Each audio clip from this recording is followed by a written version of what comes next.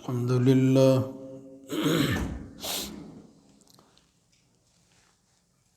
الحمد لله نحمده ونستعينه ونستغفره ونعوذ بالله من شرور أنفسنا ومن سيئات أعمالنا من يهده الله فلا مضل له ومن يضلل فلا هادي له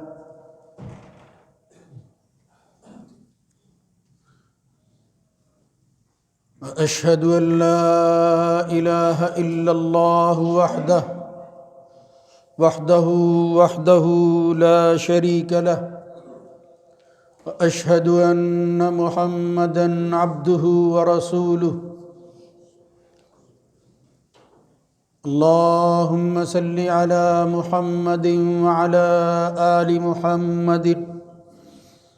كما صليت على إبراهيم وعلى آل إبراهيم إنك حميد مجيد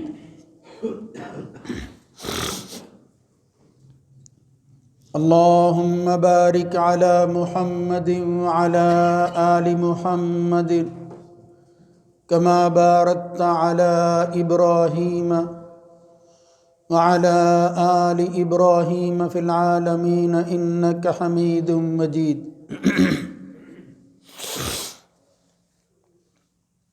أما بعد فإن خير الحديث كتاب الله وخير الهدى هدى محمد صلى الله عليه وآله وسلم وشر الأمور محدثاتها وكل محدثة بدعة وكل بدعة ضلالة وكل ضلالة في النار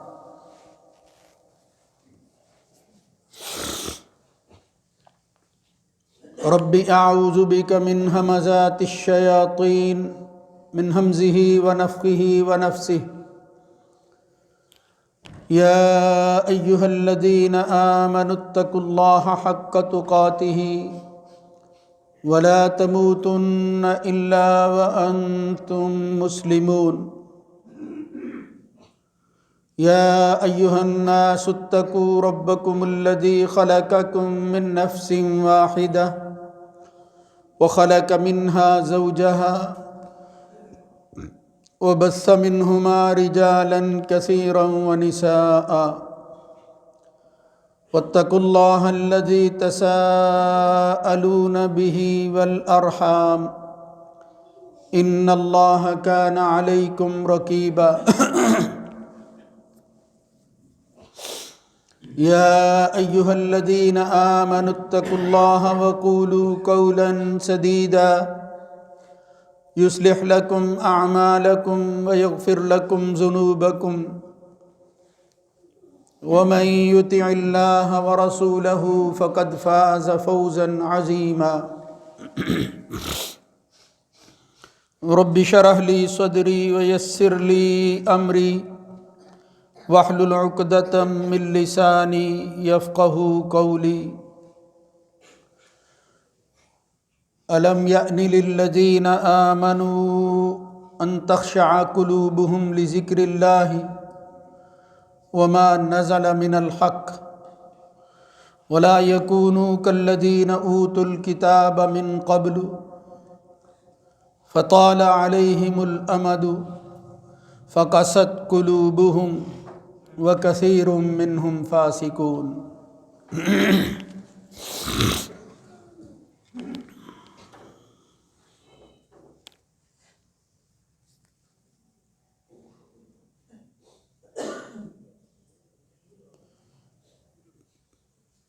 کیا ان لوگوں کے لیے جو ایمان لائے ہیں ابھی وہ وقت نہیں آیا کہ ان کے دل اللہ کے ذکر میں جھک جائیں اور جو کچھ حق ان کے پاس آیا ہے اس کی طرف مائل ہو جائیں؟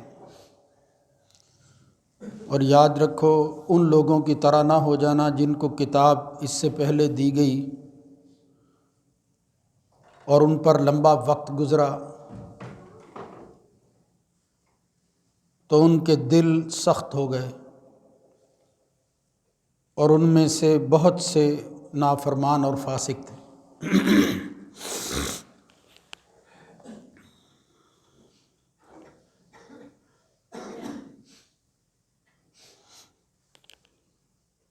ہر قسم کی حمد و ثنا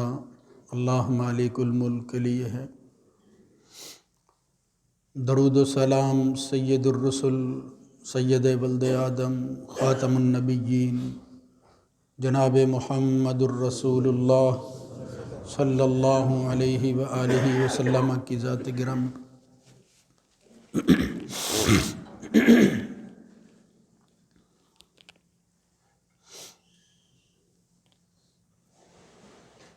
انسان اپنی زندگی میں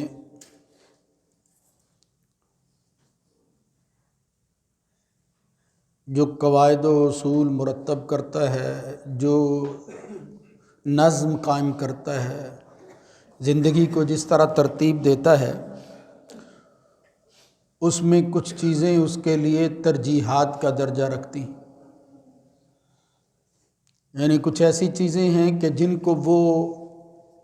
سب سے اونچا مقام دیتا ہے، باقی ساری چیزیں ان کے ماتحت ہوتی ہیں۔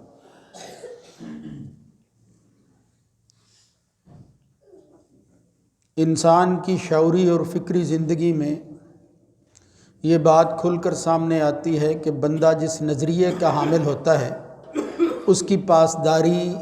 اس کی حفاظت اور اس پر اس کا قیام وہ سب سے بڑی ترجیح ہوتی ہے۔ ایک مومن مسلمان کے لیے اس کا نظریہ، اس کی فکر اور سوچ وہ ایمان ہے،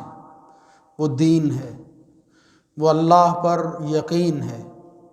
وہ اس کے رسولوں کی تصدیق ہے، وہ آخرت کو ماننا ہے۔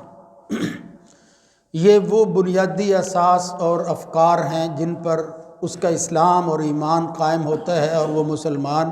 اور مومن کہلاتا ہے۔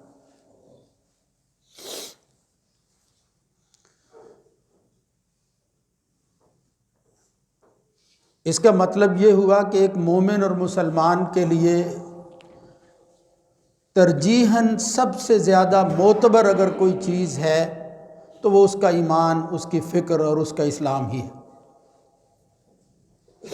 اس میں جب اسے کوئی کمی، کوئی کوتاہی، کوئی نقص نظر آتا ہے، اس سے اس کو بعد اور دوری دکھائی دیتی ہے تو وہ سب سے پہلے اس کا ازالہ کرنے کی کوشش کرتا ہے۔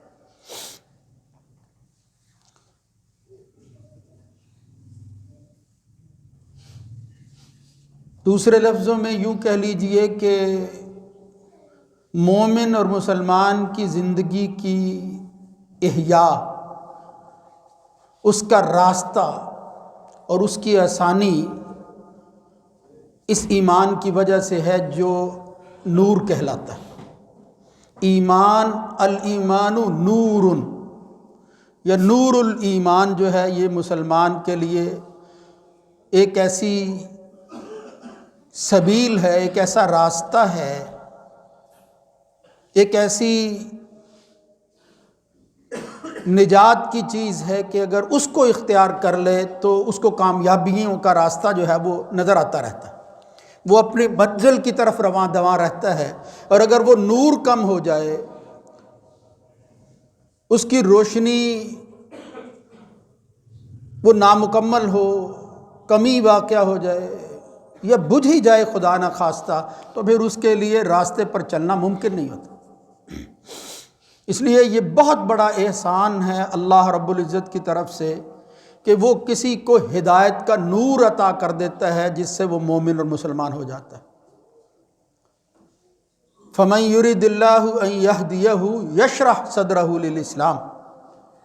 اللہ تعالیٰ جب کسی کو کوئی راہ دکھاتا ہے تو اس کے لیے پھر اس کا سینہ کھول دیتا ہے، اور وہ سینہ کس کے لیے کھولتا ہے؟ اسلام کے لیے کھولتا ہے۔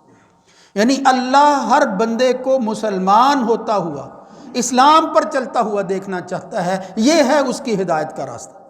وَمَن يُرِدْ أَن يُضِلَّهُ، دوسرا معاملہ اگر کوئی گمراہی والا ہے، ضلالت والا ہے،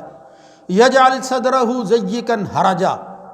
اللہ اس طرح تنگیاں پیدا کر دیتا ہے، کَأَنَّمَا يَصْعَدُ فِي السَّمَاء، جس طرح آسمان پر چڑھنا آدمی کے لیے وہ ممکن نہیں ہے، مشکل ترین ہے، بالکل اسی طرح وہ سمجھتا ہے یہ تو پہاڑ ہے، آسمان ہے، کہاں وہ کہاں میں، یہ ممکن نہیں ہے۔ یعنی اس کے لیے پھر مسائل بڑھتے جاتے ہیں، تنگیاں پیدا ہوتی جاتی ہیں، اس کے لیے جو ہے وہ راستے تنگ ہوتے جاتے ہیں جو منزل کی طرف جاتے ہیں۔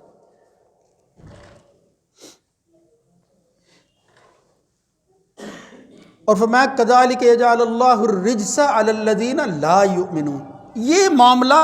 مومنوں کے ساتھ نہیں ہوتا، لا یؤمنون، جن کے پاس ایمان ہوتا نہیں ہے، یا ایمان سے محرومی کے بعد یہ صورتحال پیدا ہوتی ہے، ورنہ اللہ تعالیٰ شرح صدر نصیب فرماتا ہے۔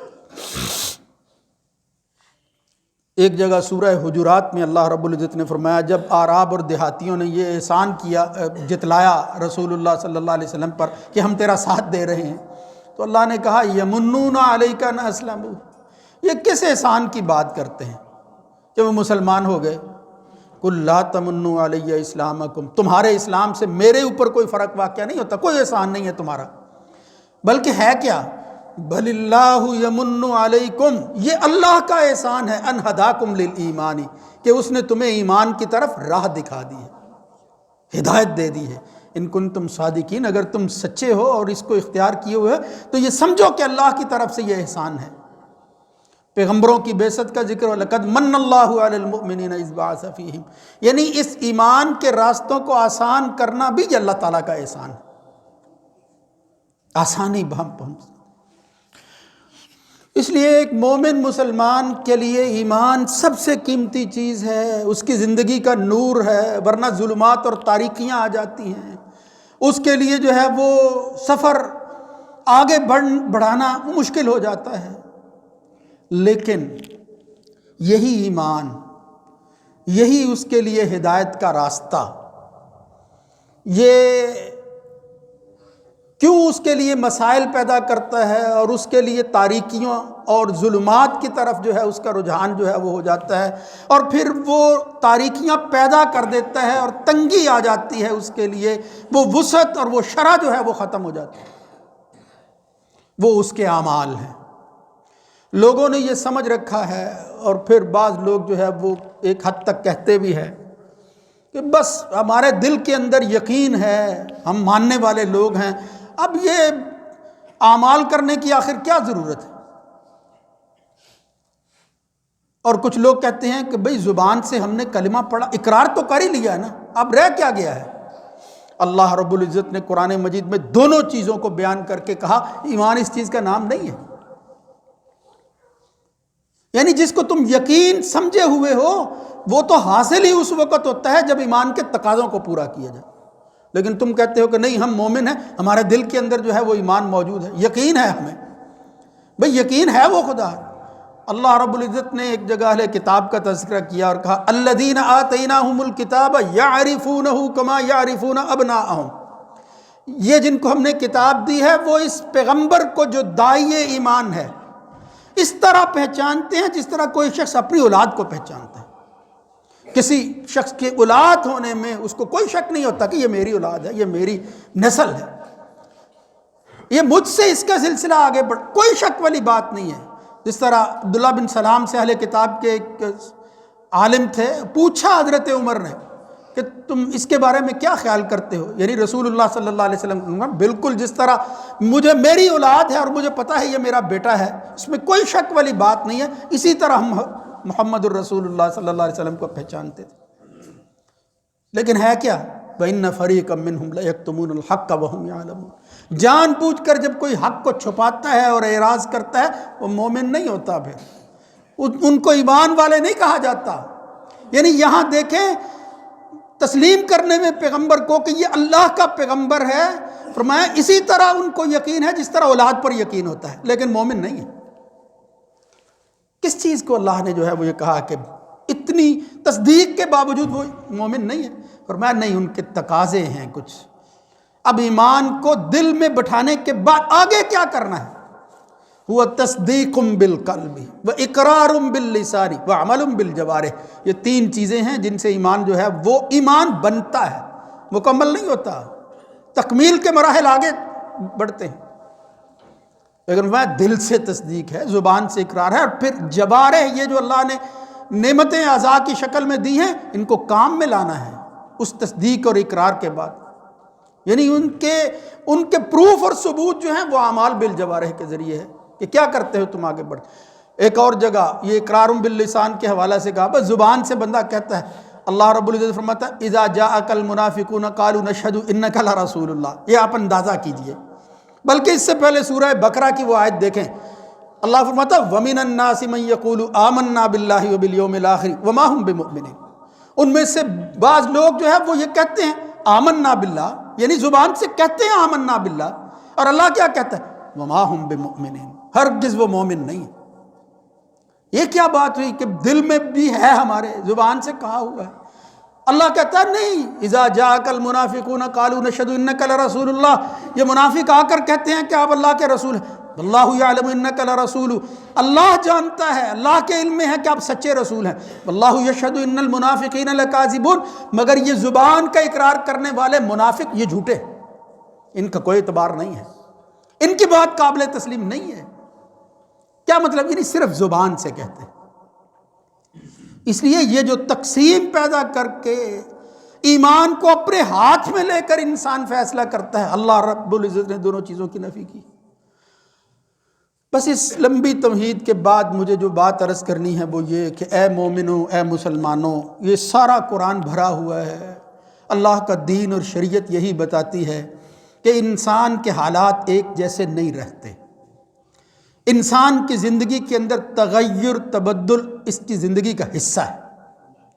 اب مومن مسلمان کو کیا کرنا ہے؟ جائزہ لینا ہے، ہر وقت اس کو حضرت عمر کی زبان میں حاسبوا قبل ان تحاسبوا، حساب کتاب کرتے رہنا ہے، ہر گزرتے دن کے ساتھ یہ سوچنا ہے کہ آج کیسا دن گزرا، آج ایمان والی زندگی کیا تھی اور ایمان کے منافی کیا تھی، یعنی تجدید ایمان، جدد ایمانک، اپنے ایمان کی تجدید کرو، جائزہ لیتے رہو، پرکھ کرتے رہو ایمان کس لیول پر ہے، چیک کرتے رہو اسے۔ آج ہمیں کوئی تکلیف ہوتی ہے بلڈ پریشر چیک کرنے میں، ہم نے آلات اپنے ہاتھ میں رکھے ہوئے ہیں، ایپس جو ہے وہ ڈاؤن لوڈ کر رکھی ہے، بھئی کہیں خدا نہ خواستہ مجھے کچھ ہو نہ جائے، تیرے ایمان کا لیول کیا ہے اس کو بھی تو چیک کرنا چاہیے۔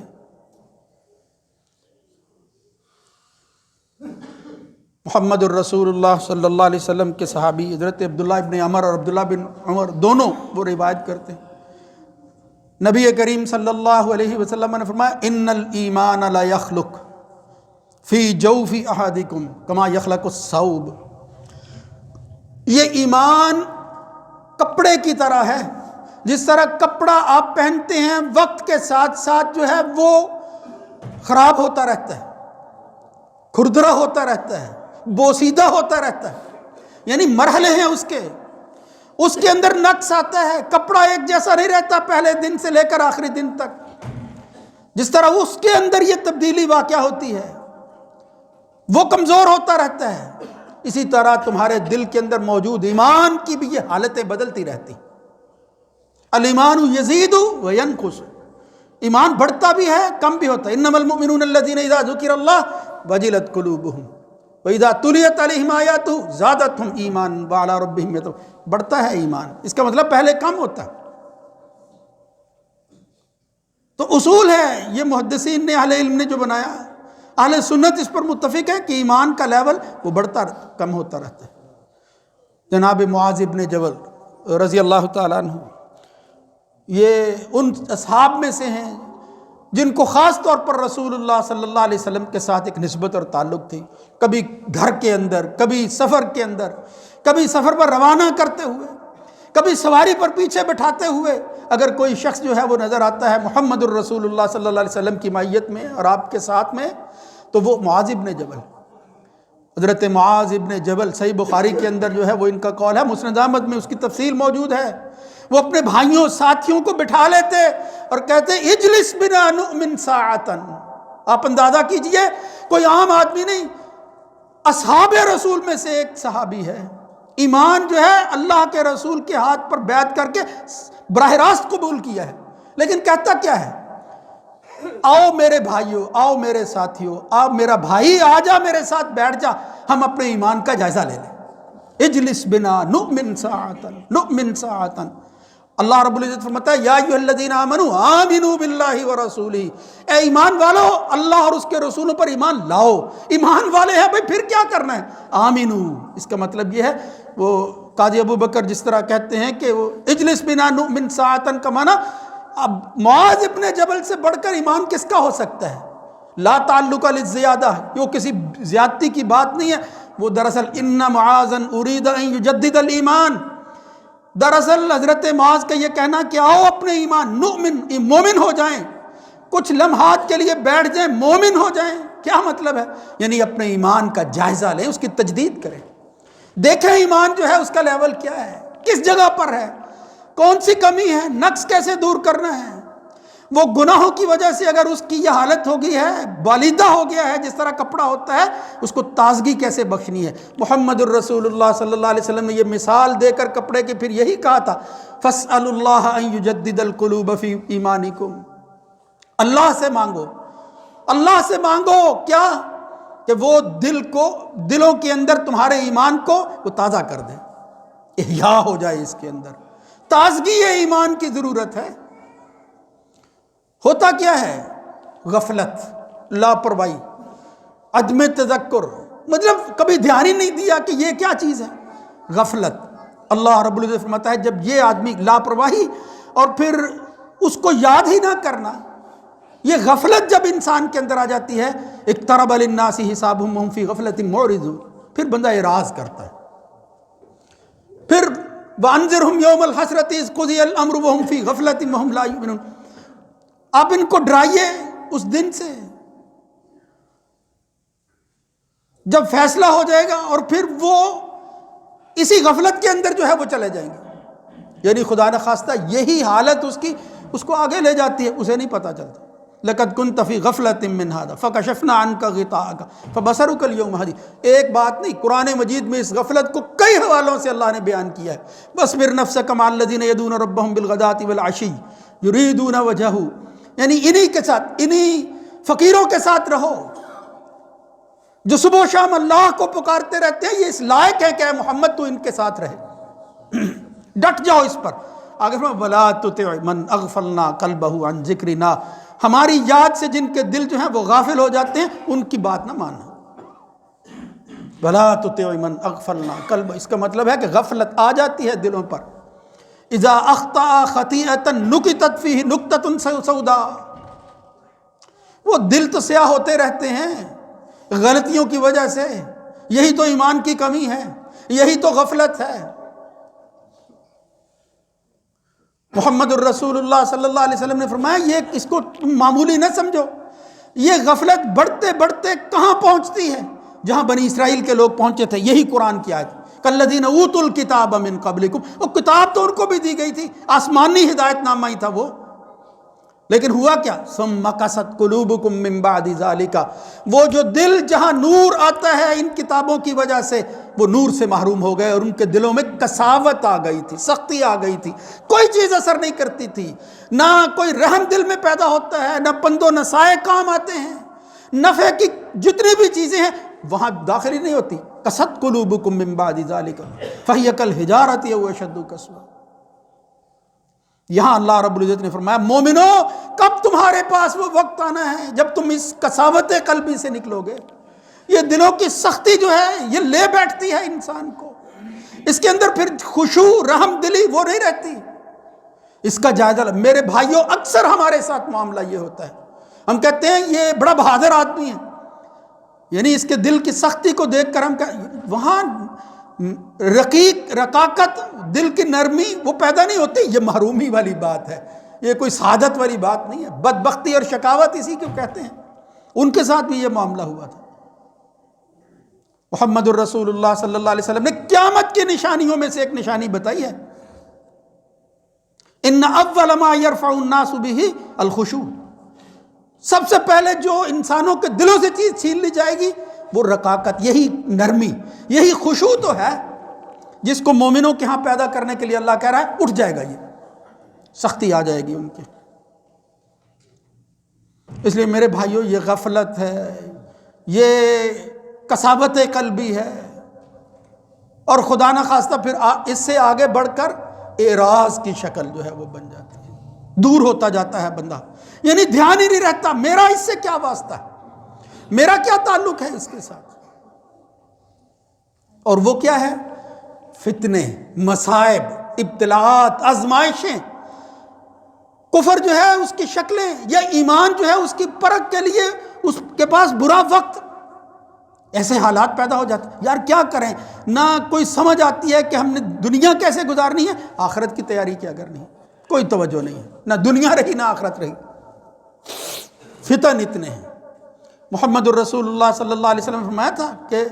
فتن جو ہے وہ کیسے دلوں پر اثر کریں گے، کل حسیری عودن عودن، جس طرح یہ چٹائی بنائی جاتی ہے، تن کے ایک دوسرے کے ساتھ پیوست کر دیے جاتے ہیں، فتنے دلوں کے اندر پیوست ہو جائیں گے، نکلے گا نہیں بندہ، صبح کو مومن ہوگا شام کو کافر ہو جائے گا۔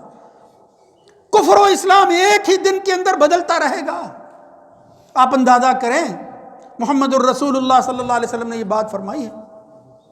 بادروا بالاعمال فتنا کقطع اللیل المظلم، جس طرح رات تاریک ہوتی ہے بالکل اسی طرح فتنے جو ہیں وہ تاریکی میں لے جائیں گے تم۔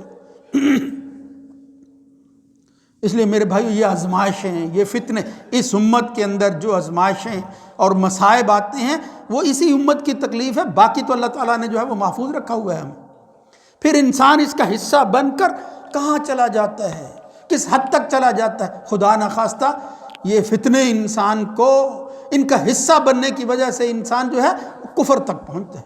خیر مال المسلم غنم، محمد الرسول اللہ صلی اللہ علیہ وسلم میں یوشک ان یکون خیر المال المسلم غنم، ہو سکتا ہے کہ وقت بہت جلد آ جائے کہ تمہارے لیے بہترین اگر کوئی چیز ہے، غنم، تمہاری بکریاں جن کو لے کر تم شعف الجبال، وہ پہاڑوں کی چوٹیوں پر چلے جاؤ، ایمان بچانا ہے۔ یفر بدینہ من الفتن،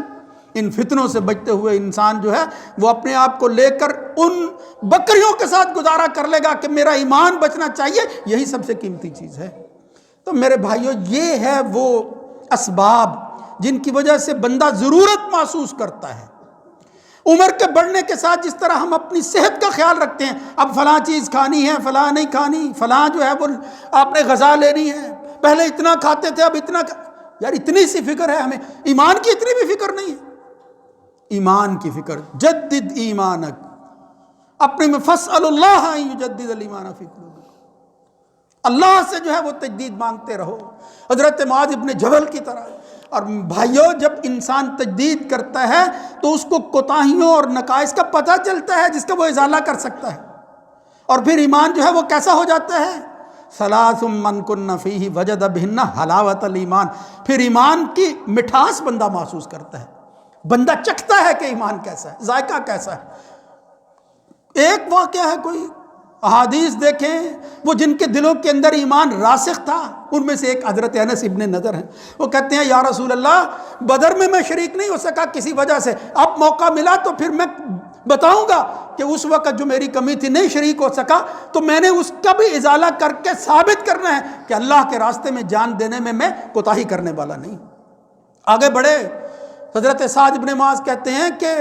وہ مجھے ملا انس ابن نضر، تو میں نے کہا تمہیں پتہ ہے مسلمان تو درہ چھوڑ کر جو ہے وہ منتشر ہو گئے، یعنی ہزیمت کی طرف، شکست کی طرف جا رہے ہیں، افواہ پھیل گئی، محمد الرسول اللہ صلی اللہ علیہ وسلم جو ہے وہ تو شہید ہو گئے، فوت ہو گئے ہیں، باقی نہیں رہے۔ انس ابن نضر کہتے ہیں ساتھ پیچھے ہو جا،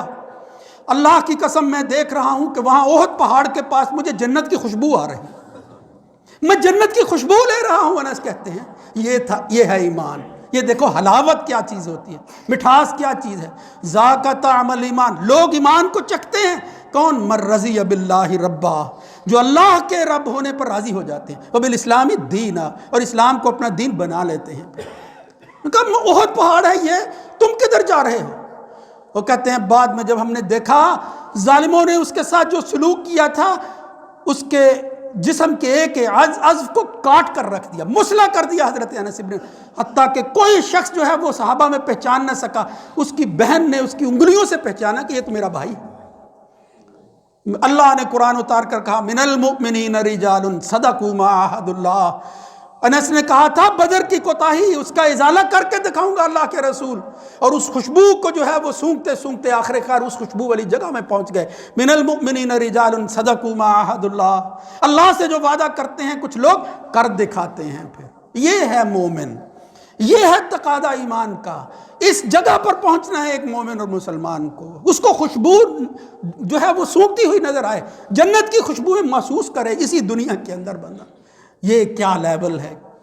یہ کیا مرحلے ہیں، کہاں کب پہنچتا ہے بندہ اس کی طرف؟ جب ایمان کی تازگی اور تجدید کرتا رہتا ہے۔ اللہ رب العزت ان باتوں کو سمجھ کر عمل کرنے کی توفیق نصیب فرمائے۔ اللہ تعالیٰ مجھے سب سے پہلے اور آپ حضرات کو اپنے ایمان کی تجدید اور تازگی کے لیے